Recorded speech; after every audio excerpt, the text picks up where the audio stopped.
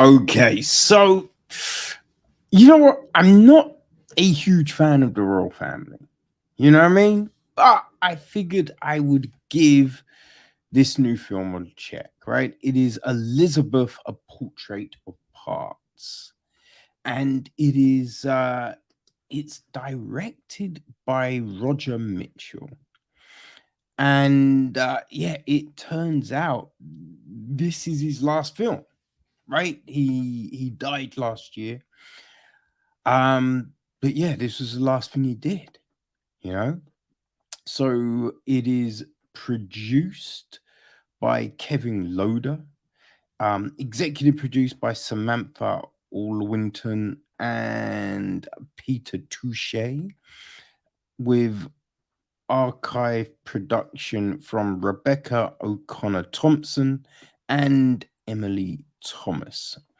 Original score is from George Fenton. It is edited by Joanna Crickmay. Post production was Roger Platt Higgins. Sound was Brendan Nicholson. Visual effects Timothy P. Jones. Um, and yeah, it's an interesting piece. This, I would say, right? Um, the gist of the film, right? It's a unique and inventive feature documentary about the life of Queen Elizabeth II. Uh, yeah, the lady in no. It's a nostalgic, uplifting, and fresh modern chronicle of the extraordinary 70-year reign of Her Majesty the Queen, the longest lived, longest reigning British monarch, and longest serving female head of state in history. Which, I think with the Platinum Jubilee, is the Platinum? I think it's the Platinum Jubilee, right? That's this. So it does seem an apt time for it to drop, right? Now, yeah, there's a director's statement from Mitchell, and it's this: Elizabeth, she is the longest lived and longest reigning British monarch ever. She is the longest serving female head of state in the history of the world's oldest living monarch, the longest reigning current monarch, and the oldest and longest serving current head of state. But she's now so much more than any of these things. She's entrenched as part of our collective unconscious, the stuff of our dreams, our projections, our sense of ourselves. By far the most famous female face in the history of the world. More people dream about the Queen than any other living person. She's the Mona Lisa, instantly recognizable and yet elusively and perpetually unknowable. She's entering her ninth decade of public service. There's hardly anyone on the planet who hasn't grown up with her face, her presence, her image constantly around them, her image everywhere on coins and stamps and banknotes, and on tea towels and mugs and Sex Pistol record sleeves and carrier bags. Images encountered consciously or unconsciously many times a day, every year, decade upon decade. She's a cult like Mao, Stalin, Marilyn Monroe. She's more famous than the Beatles. She's a fiction, a function of our imagination, and yet she lives. And it's her apparent ordinariness and humility and her refusal to move with the times in her dress or her routine that makes her all the more a fixed point in a chaotic firmament. We all carry around secret versions of her in our heads, and like it or not, the heiress of her is so important. The herness of her is so important. She's our collective mother. Everyone's mother looks like the queen. She's that special place where we can project our secret beliefs, the perfect void where anything is possible. She's a queen in a castle in a fairy story, or the queen in a hard hat opening a recycling factory. And you don't have to be a monarchist to have the queen in your head. Using archive like a time machine, we'll build a portraits and versions of the woman and the icon, whizzing back and forth through the decades, sampling needle drop music and a bit of social history along the way. And what social history? It's almost unbelievable that one woman can have experienced so much change in one lifetime. That is, our lifetimes, our change, our lives, our social history. But here, crystallized and concentrated and distilled through the prism of HMQ. Even the archive, its texture and color from the 1930s to 2020s. Each clip like a tiny burst of time capsule stacked with the scent of the past. The queen growing up, being handed hundreds of bouquets, shaking a thousand hands as all around her, time and the world swirls like a tropical typhoon. Everything in the canvas changes, absolutely everything except her, Elizabeth. A celebration, but without judgment or voiceover or debate or talking heads or commentary. A truly cinematic mystery tour up and down the decades, playful, poetic, funny, disobedient, ungovernable, affectionate, inappropriate, mischievous, and in awe. So I feel that basically, what I mean, sums up everything about this, right? And what you can expect. Because you know what I mean? I feel it is clear that Michelle loved the Queen, right? And that's what you do get with this, you know? It is a look across the decades, as he says. And I think, it is woven together nicely, right? I think there is that. And there are a few little glimpses behind the curtain. I feel like glimpses of kind of honesty, right? There's a moment and she's talking about sailing down the Thames with Winston Churchill. And she's like, "Man, it just looked like dirty water."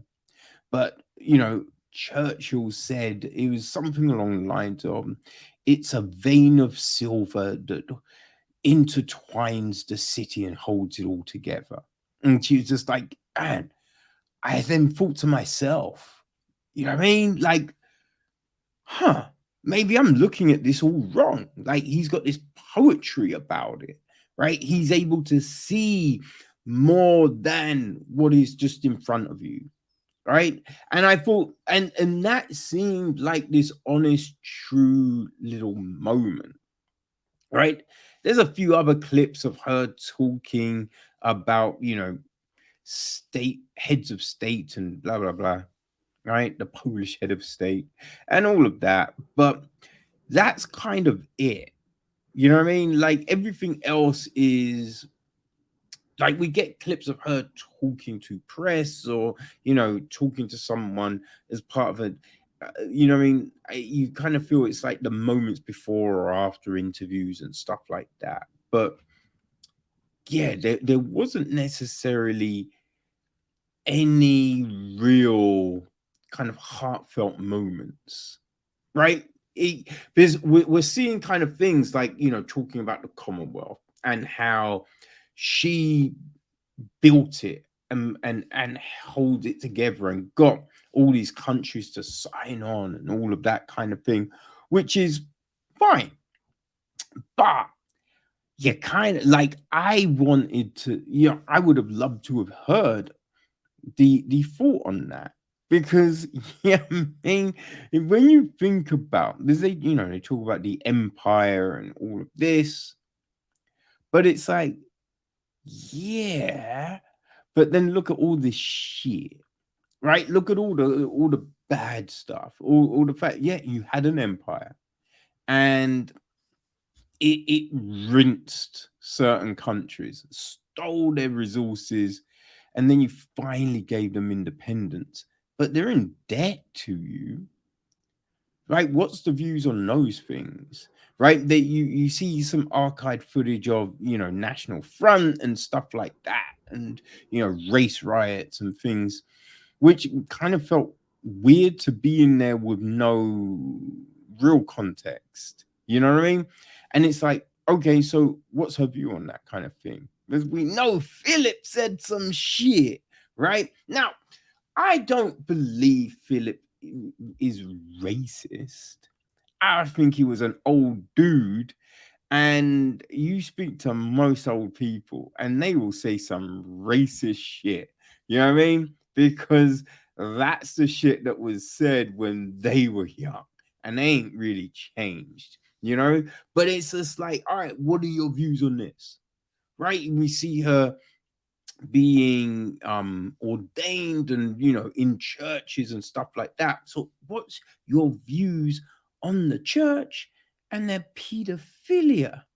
Right, just all of these things, like, to get a real portrait, a real kind of glimpse. It's like, what do you feel about all of these things, you know because we see her laughing with prime ministers and all of this, but I kind of feel it's one of them things, right? When you're at work and the CEO might come and they'll say something and it's not funny, not funny, but everyone around you starts laughing, and it's just like, what the fuck are you doing? Like, no, that does not warrant a laugh. You know what I mean? But people are doing it because it's just like, I don't want to lose my job. I want in the inner circle. And so we see a lot of people laughing at things she says, but it's just like, yo, come on, let's be real. That ain't funny, man. That ain't funny. So it's just like, we see all of this, but do we really see the real face of the Queen? I don't really think we do, but we see a lot. We see a lot. It's crazy. Like, we have clips of people who are like, so woman that traveled all this way to be able to, go see the Queen arrive at some spot. And you're just like, what the fuck, man? You crazy motherfuckers. You know what I mean? So it's all of that. And sometimes the musical choice, right? There's I think a song playing like Take a Knee, but it's on visits to past colonies. And that felt real fucking weird. You know what I mean? It's a bit like, yo, what you do? Like, what? No, no, no, no, no, no. Like, don't like, ah. But this, this wasn't made for me. You know what I mean? Like, as you see from the statement, this is for people that will travel to see the Queen open something, a visit, will go to stand and watch a procession at a royal wedding, or a troop in the color, or what I mean, just the thing where she goes in the carriage every year. What I mean, it's those things. This is for those people, right? People that love the Queen. That's what this is, right? As I said, look, I don't think it's anything more. you know it doesn't, yeah, it doesn't really uncover like this treasure trove of stuff, you get glimpses of moments through history, you know. We do see that. We see her giving speeches and that kind of thing. But yeah, it's just glimpses, right? It's flicking through a book, essentially. You know what I mean? When you flick and all the pages and horses run and there's all, yeah, that's what this kind of is, right? It's a flicker book of yeah, of the Queen. So if you love the Queen, then I feel this will be this will make you smile. You know, if you don't, then it's probably not for you. You know what I mean? But it will be hitting the cinemas on the 27th, right? The 27th, that's a Friday, right? I think it's a Friday. Man, it's so easy to lose track. Yes, the 27th is a Friday, right? So that's when it will hit cinemas, and then people, it will be on Prime Video from the 1st of June. So yeah, if you're waiting for it, you can't get the cinema, or you're still a little scared to go to the cinema, and you have Prime, you can wait. But if you're all, you know what I mean, jubileed up and you want to celebrate, then you can go see it in the cinema. But yeah, people, um, you know, if you enjoy Roger Mitchell's films, you know, like he's done a lot of stuff. Like you know, he did Buddha of Suburbia, right? That TV series. I remember watching that. And the last film of his, which I loved. Oh my gosh. I believe it was 2018. It may have been, I think it may have been 2019, but it was Blackbird, right? Starring Susan Sarandon. And you know, it played during the London Film Festival. And that film was phenomenal. That was so fucking good. If you haven't seen Blackbird, people, highly recommend it. You know what I mean? Now, these are completely different films, you know, but yeah, if you like Mitchell's films and you want to see the last thing he did, then Elizabeth, A Portrait of Parts is that. So, cinema on the 27th of May, Prime Video on the 1st of June. There you go, people. You have choices.